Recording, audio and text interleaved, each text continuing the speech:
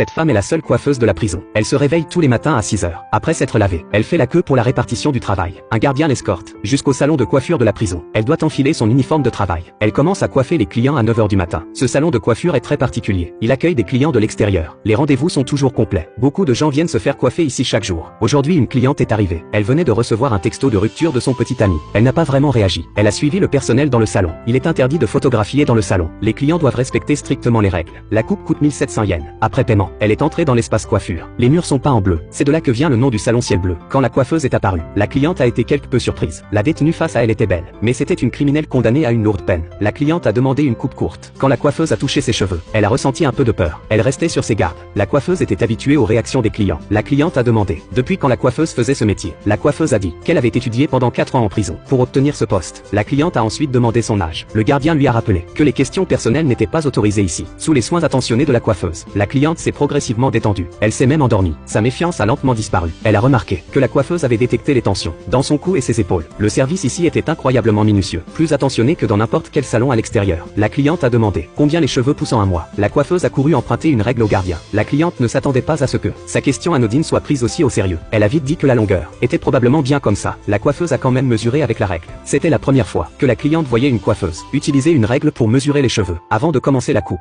la coiffeuse devait demander les outils au gardien. Tous les outils nécessitaient une autorisation avant usage. Pendant la coupe, la cliente a expliqué pourquoi elle voulait couper 26 cm de cheveux. Elle sortait avec son petit ami depuis plus de 2 ans. Il venait de rompre aujourd'hui. Ces 26 cm représentaient les souvenirs qu'elle voulait laisser derrière elle. La cliente souriait en apparence. Mais quand la coupe a été terminée et qu'elle a vu ses cheveux courts dans le miroir, les émotions réprimées ont refait surface. Elle s'est mise à pleurer. La coiffeuse lui a tendu un mouchoir. Cette simple coupe de cheveux lui a laissé une impression durable.